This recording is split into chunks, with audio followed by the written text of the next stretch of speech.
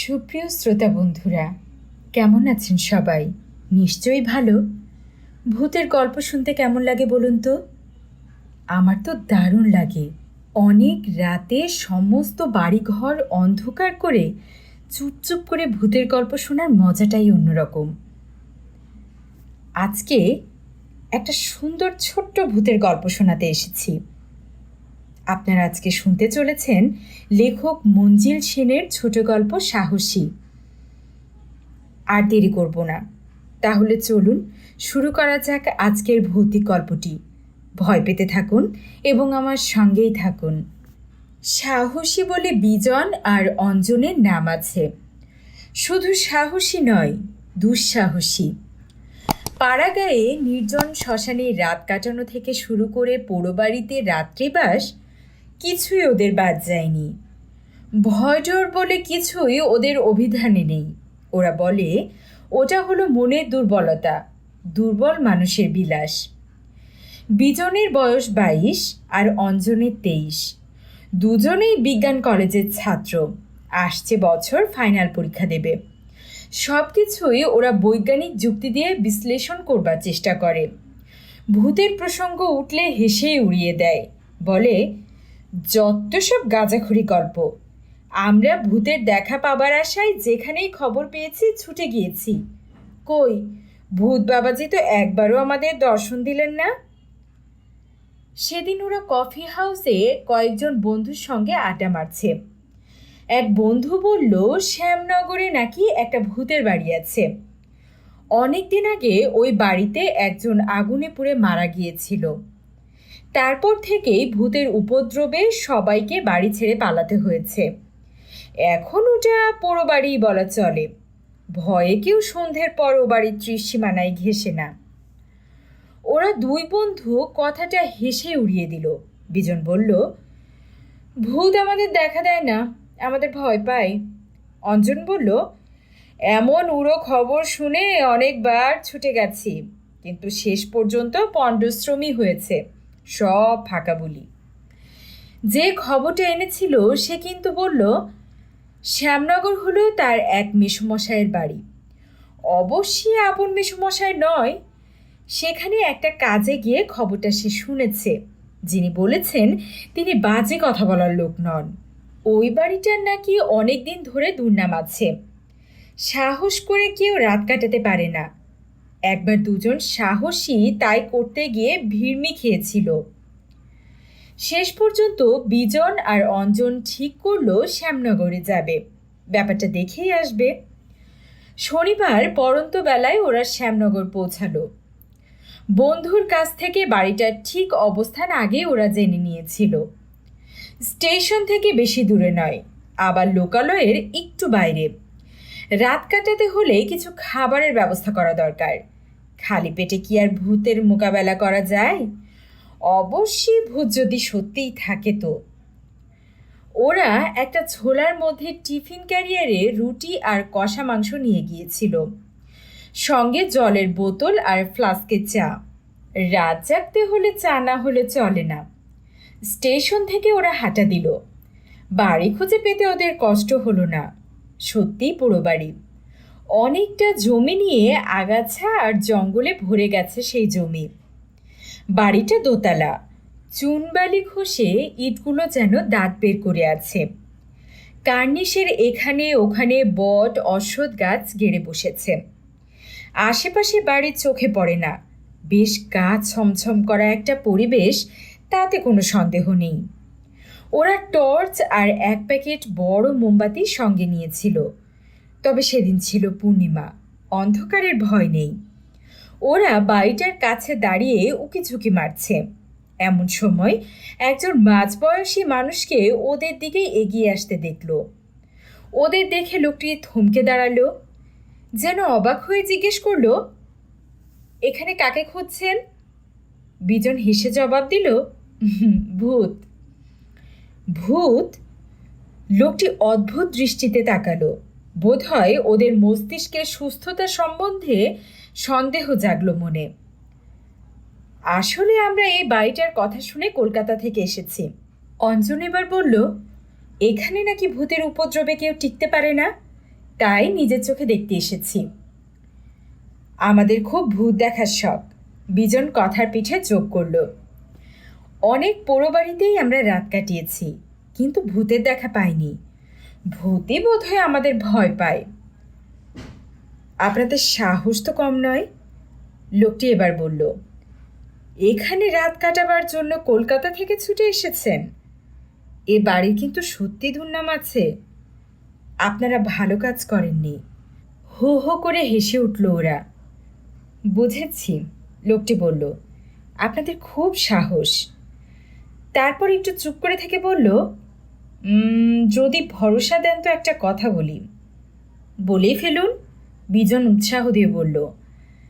মানে, লোকটি একটু ইতস্তত করে বলল, আমারও না খুব ভূত দেখার শখ, কিন্তু একা একা সাহস হয় না।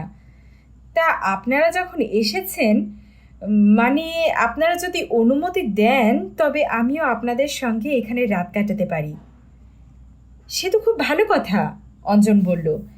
আমাদের একজন সঙ্গীও বাড়বে। লোকটির মুখ উজ্জ্বল হয়ে উঠল। বলল, তা আপনাদের রাতের খাওয়া দাওয়ার কী ব্যবস্থা হবে? আমরা খাবার নিয়েই এসেছি, বিজন জবাব দিল। ও, একেবারে প্রস্তুত হয়ে এসেছেন? লোকটি হাসল। তবে আমি খেয়ে দিয়েই আসব। আপনারা দোতলার মাঝখানের ঘরটায় থাকলেই ভালো করবেন।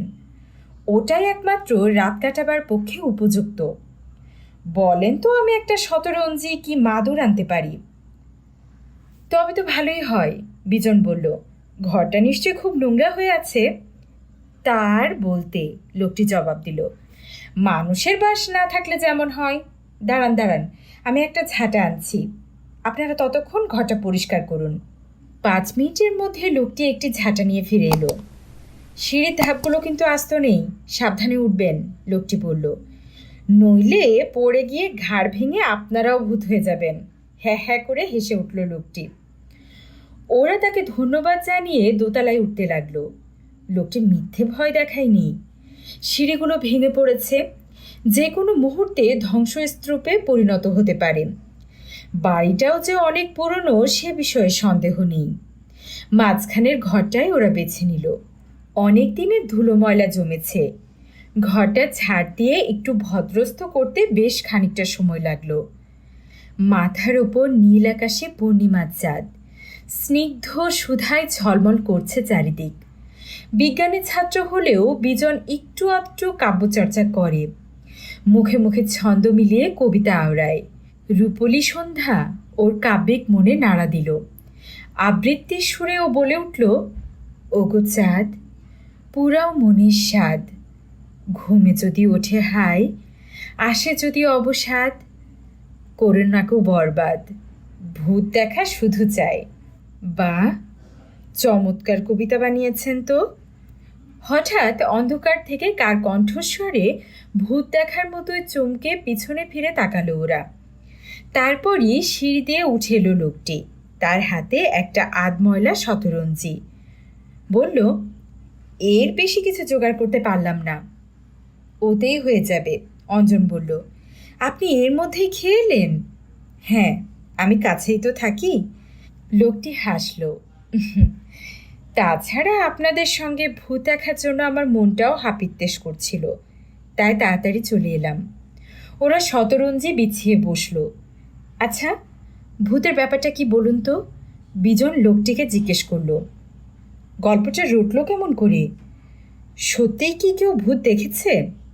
একটা কথা আপনারা বুঝতে পারছেন না কেন?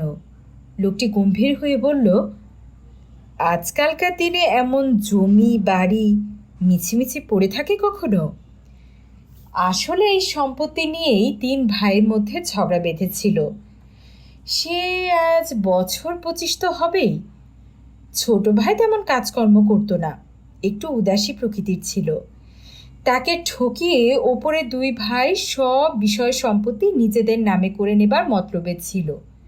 সংসারের বিষের মতো বিষ কিন্তু আর নেই।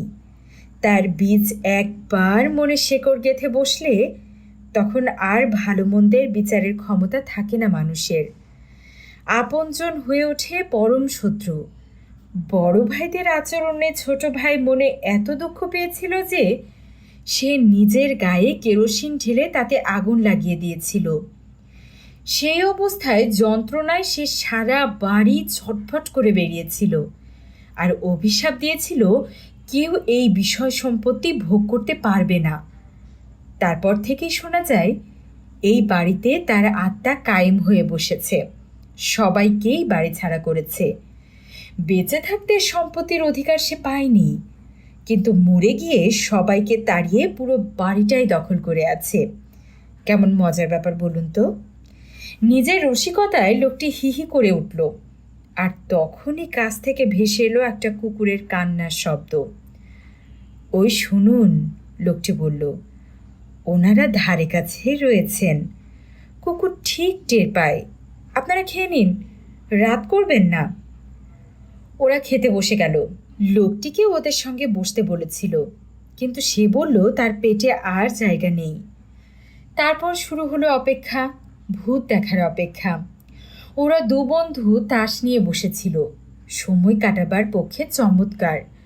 কোথা দিয়ে যে সময় কেটে যায় টের পাওয়া যায় না।